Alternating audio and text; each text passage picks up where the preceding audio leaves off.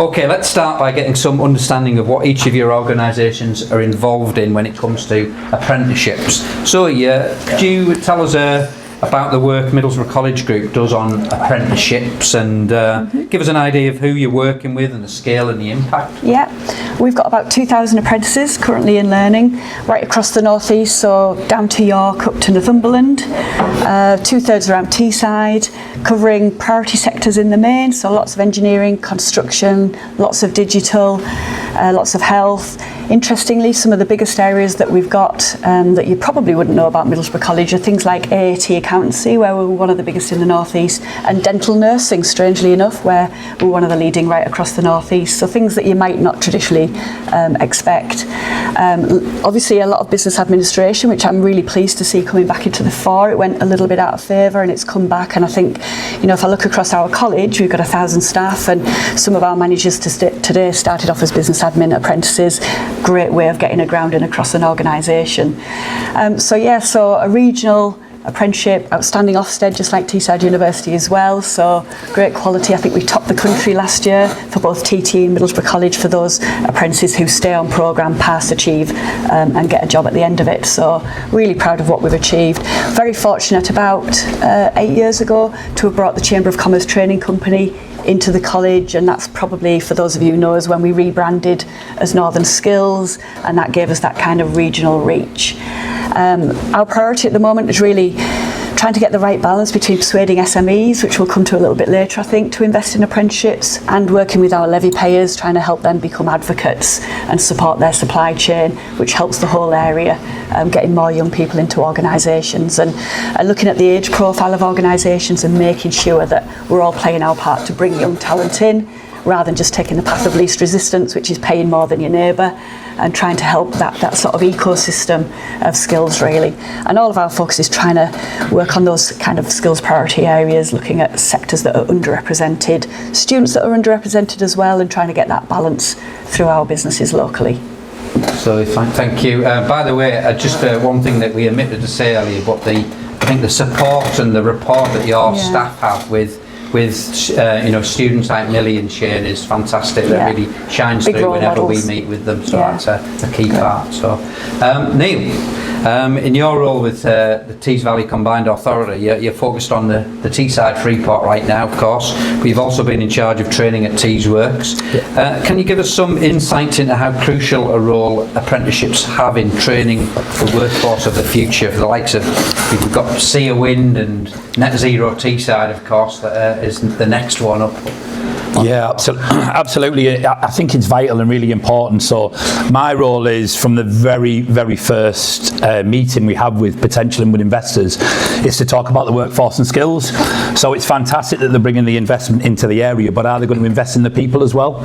So we try and find out at the very earliest stage, and sometimes it's 5 years in the making, what's the makeup going to be of your company, so from construction all the way through to operation. And I'm glad to say that the two main companies we've got on Tees Works at the minute have really bought into that, Sea Wind being our first, and an international company that bought in straight away into the people. So, and Lewis is in the room, so he's going to fact check me. But these are my stats, Lewis, so we'll just play ball. If you look at Sea Wind, 87.5% of their current workforce are Tees Valley based residents, with 95% North East based. They've bought in, am I right, Luke? Get in. And they've bought into the area, but above and beyond that, the first thing they set up was the apprenticeship programme with welders, young welders based at Hartlepool College, and they've expanded that since with mechanical and electrical at Middlesbrough. And again, I'm led to believe they've just launched another 2, 3, 4 apprenticeships right across the business, and there's more to come. And that's real testament to them that we're an international company coming into Tees Valley and just buying into the people and what it's about. And then there's more success stories falling out of NZT. So at present, they've already helped and supported 177 young people. Now 142 of them are scholarships, and it's what next for them in terms of apprenticeships, and we're hoping to engage the companies that are constructing that site and saying, look, you've got these ready-made, young individuals that are hungry to get into an apprenticeship, can you offer them that? And then above and beyond that, again, they've set up apprenticeships, BP apprenticeships from Middlesbrough College. Balfour Beatty have brought over 28 apprentices into their construction of the site. So this is, when I look at it, they started construction on the site in August, and they've already, given out and offered 177 places. So it's really good, and they're buying into it, which is what we all want for the area. And that's, this is the crux of this, is that it's great that this region wins, attracts a sea of wind or net zero Teesside.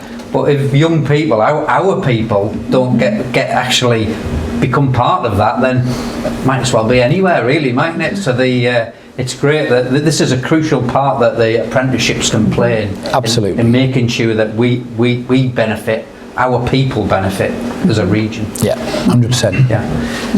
Martin, at CF Fertilisers, I know it's your proud claim that you don't just hire, you build careers that sustain Teesside's industrial future, and apprenticeships are the bedrock of all that. So tell us about CF's commitment to apprenticeships, and more importantly, why are you so invested in them? Yeah, so apprenticeships are really, we would say they're part of our DNA as a company. The Billingham complex that we're custodians of right now was built in the 1920s, and part of the reason why it was brought to Teesside was because of the skills in the area, and right from there, apprenticeships were the heart of how that complex was developed. In 1957, there was the first training school that was built bespoke on the site that we occupy now. And since then, there have been thousands of apprentices who've gone through training on that site that we're operating from now. There was 15 different disciplines. There's some really good kind of historical films that you can kind of Google and watch about how that all kind of started. And so it's really part of our heritage. And because apprenticeships have been such a big part of that, so many of our current employees have been through that route and have progressed through the organisation into senior roles. And so I think the fact that the business is built with apprentices really gives a commitment back to them wanting to have apprentices and continue that legacy. So when we're talking about apprentices, it's not something that we talk about as a modern HR initiative that we're trying to kick off. It's really building on 70 years of history. I think the other thing that I see personally is, we've got a current group of apprentices. We've got 9 on site at the moment, and they're just really fantastic advocates for the business, and they're going out, they're winning awards, getting external accreditation.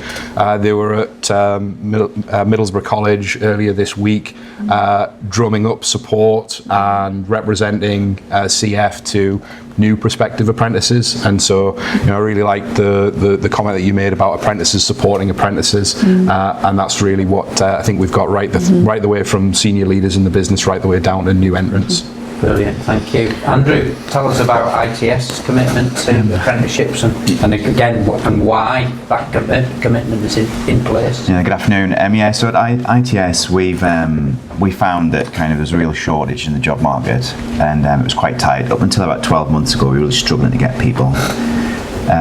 So we always had a kind of apprentice kind of recruitment policy, apprentice scheme that we really kind of wanted to build upon, really play on our strengths. I'm kind of an adopted Teesside. I just live up the road, and there's not the facilities that we have in this region. So, our head office is about a mile away from Teesside College. So we are kind of very much actively involved. We've really kind of embedded it into our organisation. Middlesbrough College, sorry, yeah. Rename that. Yeah. We sponsor some of the facilities. We take some sponsorship of some of the students, part of the scholarship programme. We give work placements. We ultimately employ apprentices. And some of the apprentices that we take, we traditionally have engineering, software developers. Now it's much more kind of the business, admin side, finance, marketing that we're taking on. So we're really kind of broadening out the apprentices' involvement in the company. And we've had quite a track record over it. Some of the senior managers, a bit like CF, are now kind of in mid-management positions, and they're actively involved in the scheme that we have. Thanks, Andrew. Zoe, obviously, clearly we've got a lot of fans of apprenticeships in the room, which is great to see as well. But we know that there's plenty out there that aren't yet signed up, and I know that it's a personal bugbear of you that if you've seen apprenticeships fading, unfortunately, in recent years, going the wrong way. We've already heard from the horse's mouth about the impact apprenticeships can have on a young career. Sorry to call you horses. Thoroughbreds, you are. But Zoe, here's the question. If apprenticeships are so valuable, why don't more businesses, particularly SMEs, actually offer them? I mean, that's a great question, and that is the golden chalice, isn't it? I think 1 in 5 businesses take apprentices. We'd love that to be 4 out of 5, with the one being the one that for whatever reason it's not quite the right time. So we need to flip the narrative. There are good reasons though, and I'm very, very sympathetic to SMEs. SMEs generally are running contract to contract. They've got cash flow, they've got orders, they've got limited HR departments. They don't need to be distracted. They're often keeping their heads above water.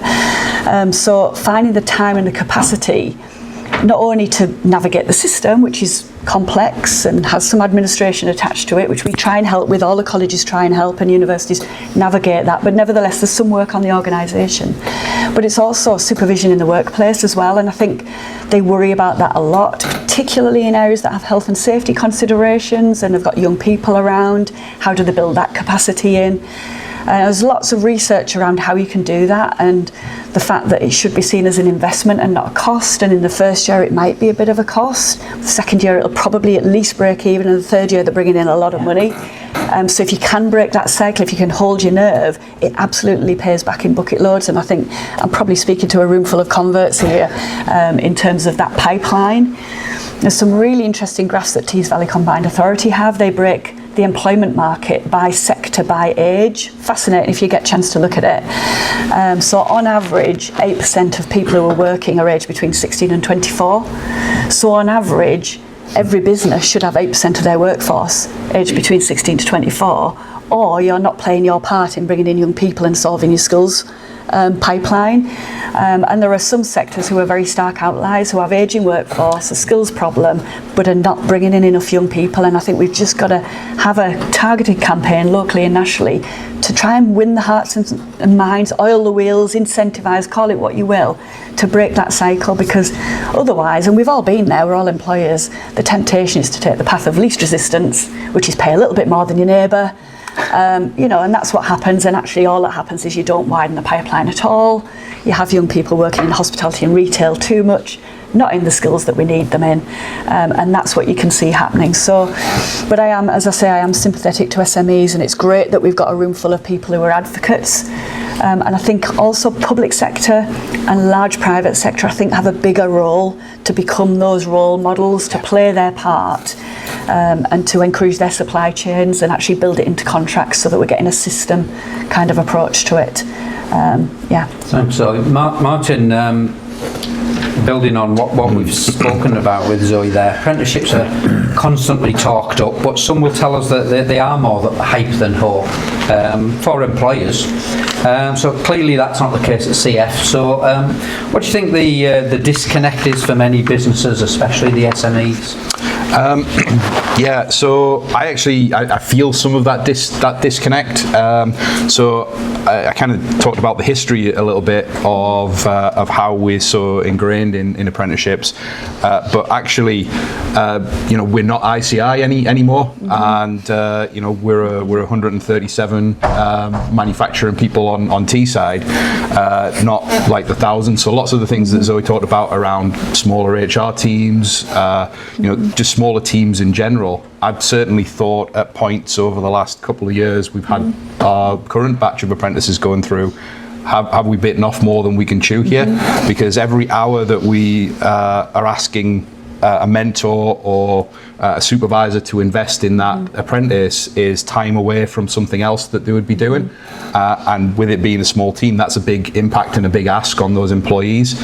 And so I feel fortunate that those employees were apprentices previously and they've got that commitment that they want to put that back in, because I think if they didn't have that, that would be a really tough ask. And I think that's how a lot of SMEs can feel like the perception, at least, is that this is a lot of work and I can fix this business problem an easier way today, but it's really about that pipeline. And so that's one of the things that we've done at CF is, you know, we did bite off a little bit more than we could chew, I think.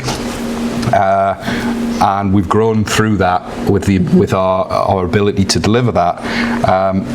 But it's certainly true that not all of the apprentices that we've taken on, that we've given experience to, that we got through their qualifications, are going to get jobs at CF, because we just don't have that ratio of people. And so one of the things that we've that we kind of learned, we kind of saw it coming and said, oh, in a year's time we're going to have apprentices, and what are we going to do with them, where are we going to put them? And so we've started actually working with some of our contractors to be able to embed our apprentices to work with the contractors who work on site, so we're retaining that skill and understanding of the business on site, just not with CF, and also offer them kind of job seeking support, so that when they go out in the marketplace they can find jobs. Whatever you've given them, but they've got that start, absolutely, to their career that they might not have otherwise had. A helping hand. Andrew, again with that. Do you think is there one big disconnect between the reality and the rhetoric? I think positively though, the momentum is really building with apprentices. You're kind of seeing it now, and there is an additional kind of cost with setup. You know, having one apprentice is very different to having a team of 10. You know, so you can see the kind of balance there. But I think we're seeing examples now about how, you know, the rising stars in a lot of organisations, whether it be Teesside Business, whether it be CF, whether it be ITS, are coming through the apprentice route. And it's down to kind of their determination, their skill set, the experiences they're getting. So there is a bit disconnect, but I think we're seeing now kind of that kind of delta closing and more people taking advantage. Good. And Neil, as someone, you're obviously a big advocate of apprenticeships, goes without saying. So what do you think is the single biggest practical barrier stopping your typical Teesside business from taking on its first apprentice? I don't think there's a single barrier, and as Zoe alluded to, there's many facets to it. But I agree with everyone that spoke there in terms of there's a huge raising awareness piece. So I managed to speak to 3 people in the networking, all of which said, oh, I was an apprentice. So they've got that awareness of what it was, what it means to them, how they've then succeeded and gone on to what they've got to. So you've got a measured decision there, whereas some of the companies that we work with and speak to are lucky enough to work with and speak to, because that's a difficulty. It's getting hold of the businesses, to speak to the right person, to educate them and give them the knowledge around what an apprenticeship is, what the benefits are, how much it's going to cost, how long it's going to take, who can help them support them, and then what happens after that. And that for me is invaluable, because if you get with the right person and sit down with them, you've got a high percentage of them agreeing with you and taking one on or taking the leap. But if you're sat in your business and you're not sure and you're not aware and you're just reading headlines, then are you willing to take that? So I think there's a huge awareness piece needed from a combined authority point of view. When we've got the business solutions advisors going out to meet businesses, are they having the right conversations around that, linking up with the fantastic work the colleges do, and I'm not sure the word you use, Zoe, but like a roadshow of this is what we can achieve. Put them these 2 individuals in front of any business and tell me that they won't be wowed and overwhelmed and going, where do I sign up? And that's what we need. Yeah. More of that, more awareness, more case studies, more real. Real life Teesside too opportunities. Absolutely. Open up for the whole of the panel to join in as you. I mean, someone told me recently that I was saying that it used to be the case that brighter people would go to university, and if you weren't as bright, then you would go for something like an apprenticeship. And they said back to me, it's still the case, isn't it? I said, well, surely that's outdated thinking, but given, Zoe's just given us that figure of 4 out of 5 businesses don't have an apprentice, so is there still a perception problem here? Is that still part of the problem? Shall I do a little bit of history? Yeah. So, apprenticeships have been around a long time, and sort of 10, 12 years ago, there was decided to reform them, make them higher quality. So some apprenticeships, the funding was taken away. So business admin level 2 is a really good example, had a lot of young people on it. That sort of funding was taken away. And the levy was an effective tax on employers with a payroll of 3 million was brought in. That raised £4 billion annually for the UK. And then employers were allowed to use that for more things like degree apprenticeships, in-work apprenticeships, upskilling, MBAs, level 7. So that changed instantly within a year the profile of apprenticeships across England. And what it actually did was half the number of young people who could get an apprenticeship in the north and increase the number of people on degree apprenticeships where a lot of head office and professional services were in the south. I'm pretty passionate about this. Personally, I think that was a mistake.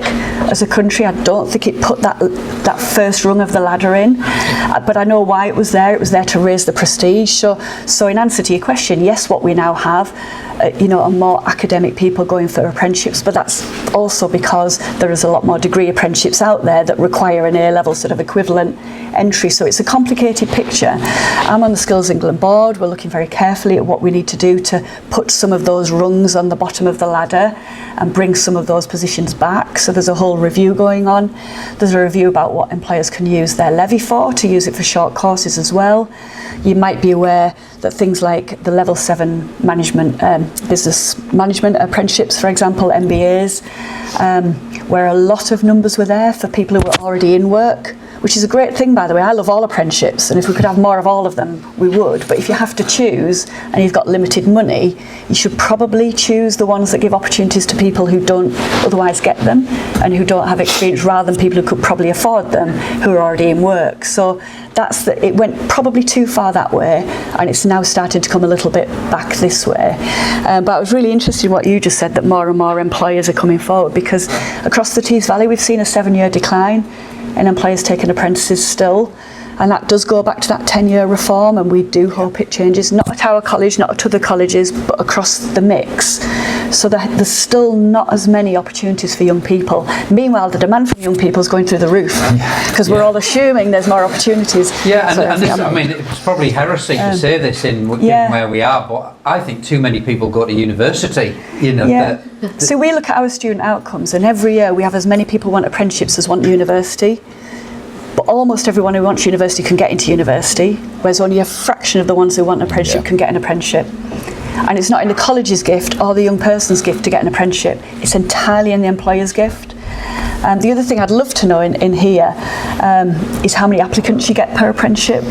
I certainly know all the big employers in the area get hundreds of applicants per apprenticeship. If you're talking about degree apprenticeships nationally, they get thousands of applicants per single apprenticeship. So there is no lack of demand from young people at all, because people know the benefit it will give them. We've got 2 employers that walk the walk on apprenticeships. So Martin, Andrea, how many do you get? I think that tells you the kind of sign, isn't it, that if you're seeing a lot more interest in the degree apprenticeships and the apprenticeships in general now, I think from industry and the people, the companies I speak with, there's definitely a more focus on the apprenticeship route than the typical kind of degree from university. Definitely. And are you getting more applicants per apprenticeship? We get a lot more people proactively applying and writing letters to the company, rather whether we have vacancies or not, through the apprentice route. Really the same. But just anecdotally, this morning I was talking to my HR business partner because he was at the Middlesbrough College Apprentice event, and so this morning he had 30 emails from people that had seen him at the event. We haven't launched our recruitment program yet, and he was already getting direct emails saying, you know, here's my CV, here's my letter, how do I get an apprenticeship? And we were really talking about, you know, how do we manage that, because we don't actually want to put any of those people off by sending like a standard reply of, hey, the program's not open. We want to keep them interested so that when we do open that program, they'll apply. But yeah, the demand is phenomenal, and obviously there's only so many each year that we can support. I think the branding of apprenticeships is improving. Yeah. You know, but going back to your But I'm point, guessing more needs to be done, because I mean we're speaking to a converted here, but I guess everybody in this room needs to go out and start help the conversion of the other 80% here, because I think we need to get an event with the other 80% in the room, don't we, and find out what's going wrong. Is anyone willing to put their hand up, wants to join in this conversation, that thinks, well, I think the one reason, yes, at the back. I'd just like to say that I think that nationally we've gone through lots of changes and reforms. As an educational thing, an apprenticeship is not straightforward for the employer.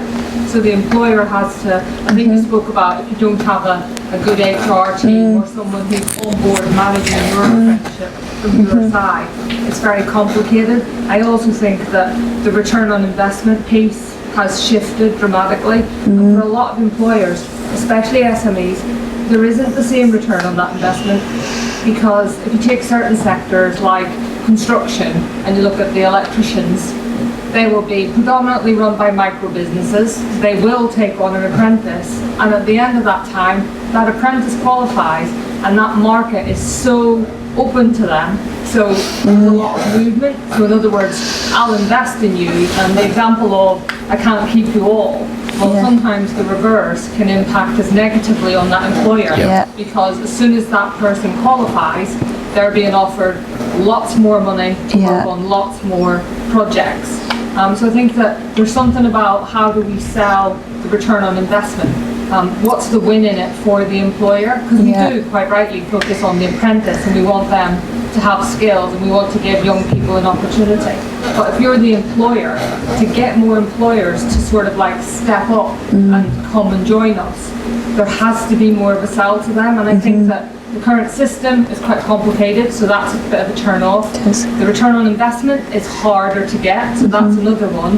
And then we talk about incentivising. I would love to know how we can incentivise employers, you know, because we do these amazing grants come in and they go, and it's only specifically for that area. And we need to be thinking more about how can we incentivise employers, because I agree, we have way more applicants than we have employers.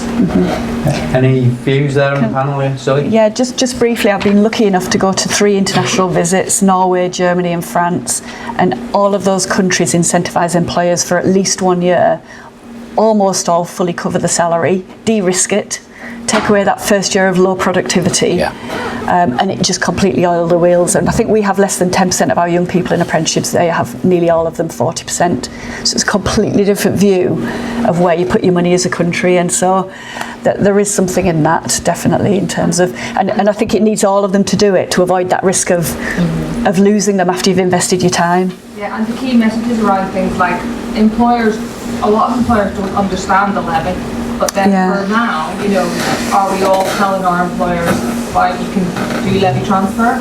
So for employers that aren't using it, they could help the business in the same sector. You know, so it's that sort of thing about, I feel like there's way more messaging and way more sort of like buy-in that we need to go after, and I support completely what you said about having that collective push as a sort of like nationally or regionally to try and put them in. That's a central government piece of work, surely, isn't it? Rather than a local enterprise or local educational establishment piece of work. I mean, some mayoral combined authorities are doing it. Some MSAs are choosing out of their single integrated pot. They're choosing skills and employer incentives to oil the wheels. So in other areas of devolved authorities, just to emphasise that the reality of what's been said there, that there's the risk of a business spends all its time, develops an apprentice, and then loses them because somebody else comes along and offers them a bit more money. So we were in discussions for a local business to sponsor today's event. They really wanted to do it until they took it to their directors, and their directors, and this is a company that does work with quite a few apprentices, and their directors said, don't do that. We don't want to tell everybody about how good our apprentices are, because that's just going to make sure that we lose them. We've already lost enough of them for being outbid, so just keep quiet about it. Yeah. Which is like that. It's a circular problem, isn't it? You need more to invest to reduce that problem, but people won't invest more because they're worried about that problem. And so it goes on. It almost needs to punish those that don't invest in the apprenticeships. A levy against them. Neil, what role do you think, we touched on it there, what role do you think mayoral authorities and free ports play in de-risking apprenticeships for smaller firms? What role do they and what role can they? Yeah, so we've got, the Combined Authority has a levy transfer pot and holds on to that, and hopefully, well, it's probably not going to come out tomorrow. I've tried to push for it to come out tomorrow, but we're hopefully going to tip £1 million in terms of levy transfer into that pot and support smaller businesses with underspend levy. We've had NHS, BBC, BP, Equinor all put their underspend into this pot that has then been shared out and supported other smaller companies with levy for training and training really. So there's that as well. We did have an apprenticeship grant, and that was well backed and well supported, and it's no longer there. Is that something we can look at and rally government and look at that again as a devolved mayoral combined authority? That would be fantastic, because we did get positive feedback from that. Businesses bought into the colleges and providers, and it was successful. But yeah, it's in terms of the free part, I'll just keep championing what I'm doing and speaking to the businesses that are coming in and talking about, yes, you've invested in the area, but let's invest in the people as well. And just again, educate them, raise the awareness of what they can do with their levy pots, their underspends, and how easy it is to put in place for a major company the opportunities for apprentices. But you've got the flip side of that as well, the SMEs as well. It's not just major companies coming into the free pot. There's some SMEs that are working in there, and can we support them? I'd love to say more. I'm in conversations at the minute with NZT about a potential grant scheme. Tell us more, we'll all keep it. About the opportunity that using some of their underspend to benefit SMEs that are working or contracted on the site, but not just on the site, wider as well. So how can we do that incentivises those SMEs to take on these apprentices, not just while they're here, because the construction side, they'll here for a period of time and they leave, but the wider piece outside of that, the supply chain that's going to benefit from what's happening in and around the free pot, and how do we incentivise those to jump on board, and then we'll help them with the raising awareness piece and bringing them in, and how we then do it from there on. But yeah, it's just promoting and pushing and pulling them in the right direction really. There's opportunity. Watch this space, he says. We will. And Zoe, a question for you on this. I mean, if you had the Chancellors here for 5 minutes, I'm sure you'd like more than 5 minutes, but if it was just 5 minutes, what's the one change that would most quickly unlock more employer participation? I think supporting SMEs is the number one. Supporting SMEs in some way. I mean, that you can get into the technicals of the simplicity and the administration and the standards, but some sort of support for SMEs to grow apprenticeships would be number one. But I do think there's something in the Hearts and Minds campaign as well that I think we're missing as a country. I think Skills England call it around their homegrown talent. How can we enthuse all businesses to see what their role is in employing our young people? And I think there is something around a national campaign for that. So I think we're doing a lot to promote apprentices and apprenticeships, but perhaps not enough for the sort of benefits to employers. So a sort of national campaign around Hearts and Minds and the role employers play in investing in young people, and some hard cash to oil the wheels to support, particularly those who are taking on apprentices for the first time in that first, because I think it's the first year or two that's probably the most challenging until you get in the swing of it. Cash is going to be an essential part of the conversation, whatever, isn't it? Yeah, and I think there's a payback, isn't there? There's a payback in, reduced unemployment, crime, welfare. There's a massive payback that is evidence that if you put money in, you'll get more than that back out. I'm interested, you mentioned hearts and minds there, and I was going to ask Martin and Andrew as employees, I mean, what's should taking on apprenticeships be seen as a social responsibility as well as an economic necessity? I think definitely. Or is it both, I guess? I think it's both. I mean, already kind of talked about how we see the pipeline, but we do feel a social responsibility to use our levy responsibly as well. So, obviously we're a big employer, we have a large salary bill, and so we pay into the levy. When that levy was just sat there and we didn't have an apprentice program, it was just a pure waste. It's not being used, and so part of the business case when I went to our US directors around that was, hey, we've got this money that we can use to train people up. Why wouldn't we? Mm-hmm. So I definitely think there's that ESG part that can be leveraged in businesses. What is there a difference in the USA? What's the commitment like over there? There isn't an equivalent to an apprenticeship in any of our US sites. They would direct hire and they would train people in a very similar way, but they would do it in-house. They wouldn't necessarily be young people. It would be whoever applied for the positions. Canada's slightly different. It's much more like the UK. They effectively call it journeyman, but they effectively have apprentices in the same way. Mm-hmm. So normally I try to gang up with my Canadian colleagues on the US ones to kind of promote these things. Andrew, what's your thoughts on that? I mean, I take a very commercial view to this. We've got a lot of our staff are quite an aging kind of workforce, engineering, and if we want to be sustainable and robust, we need to start kind of pushing like early stage career people through the organisation, and apprentices is the perfect way of doing it. Fantastic. So you're a spokesperson on this panel, but in some ways, because you are a spokesperson for apprenticeships. I know it's a passion of yours, but just to finish, I mean, is there one message that you'd like the converted to go away with, to take out into the community, and is it to try and be more vocal about apprenticeships? Like there we saw, unfortunately, we saw a business that one moment was going to sponsor today's event, and then thinks, actually, let's just keep it hushed. It needs everybody to do it, doesn't it? You've got to push on all fronts. So I think firstly, look at your own businesses, and we do it ourselves, by the way. Are we taking on enough? Do we have the right percentage? Are we doing our role? And we're constantly checking ourselves. We are, by the way, but we're not complacent about that. But also supply chains. I think that's the biggest thing that you could all do in your networking events. Just keep talking it up, keep trying to persuade colleagues, put it in your contracts. If you feel passionately about it, put it in the contracts and talk to the people you work with and hold them to account.